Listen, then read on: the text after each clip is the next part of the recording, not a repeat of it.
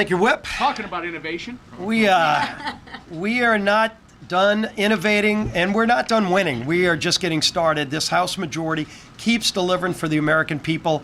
I know nobody in this room did, but there were some who doubted whether we could pull off passing the one big beautiful bill. There were days when, maybe more members than we could lose were out there saying maybe they might not vote for the bill. But this leadership team, led by our speaker, and especially led by our coach, you think about Donald Trump and the work that he's done to get this country back on track. Donald Trump was all in it, making sure that the one big beautiful bill passed. He made phone calls that he needed to make. He was directly involved in helping usher that bill to his desk. And then we were all there for that great signing on July 4th in the White House to celebrate what's going to be a great American comeback story to get this country back on track.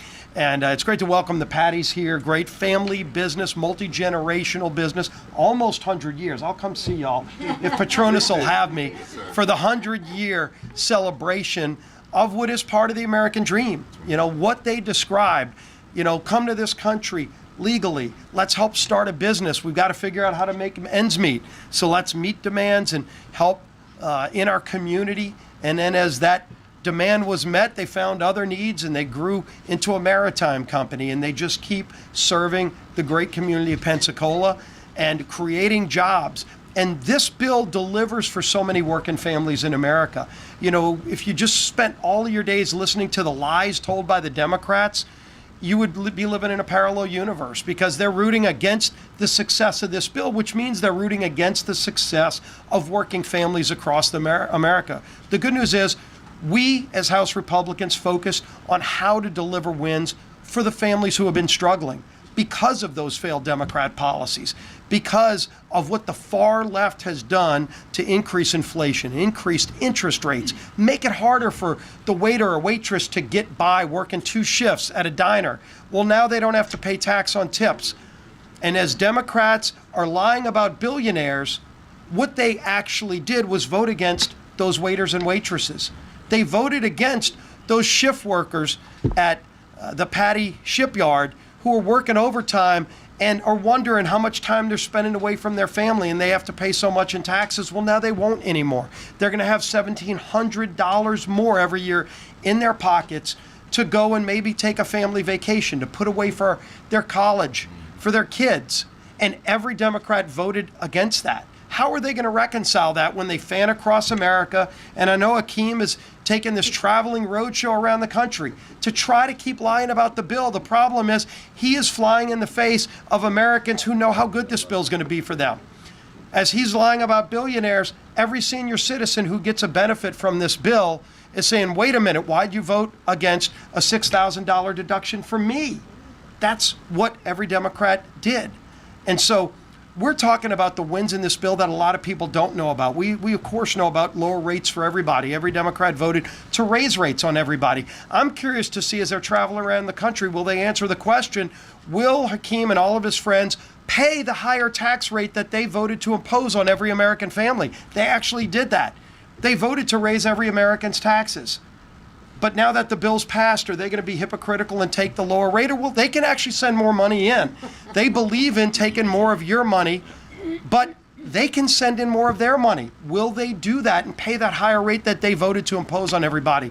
I think probably not, but it's a fair question to ask. But in the meantime, all of those families who are going to benefit, a air traffic control system, as Congressman Petronas just talked about. We saw the floppy disks are running airports like in LaGuardia, floppy disk drives. I'm a computer science major. I learned in the 80s how to program a computer on floppy disks. We got rid of the floppy disks in the 90s. They're still running airports off of that old technology.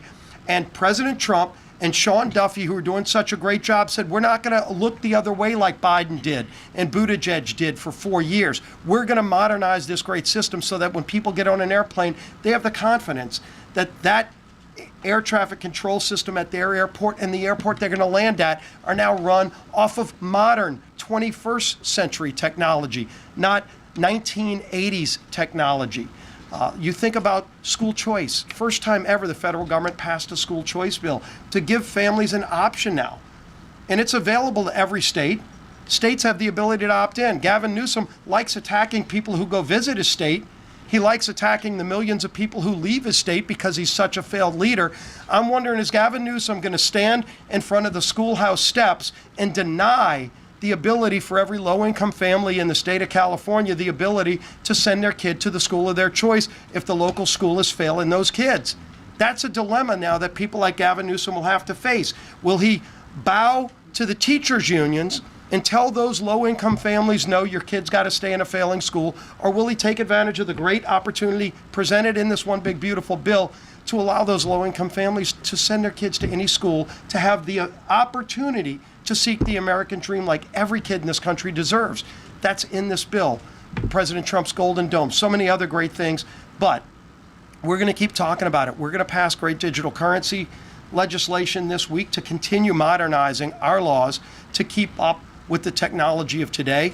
We're going to pass the DoD appropriations bill this week to make sure that our men and women in uniform at all those great military bases that are in Congressman Petronis and so many other districts will be able to have the ability to keep up, to keep recruiting, to keep being the best and brightest and strongest fighting force in the world. That's what we're going to do this week. We're going to keep delivering. We're going to keep fighting for those families who have been left behind for way too long. Those days are no longer. President Trump is in the White House. Republicans are running Congress. We're getting things done and we're delivering results for hardworking families.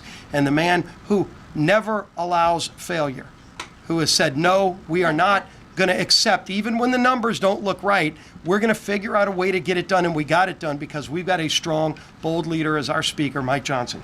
Thanks, buddy.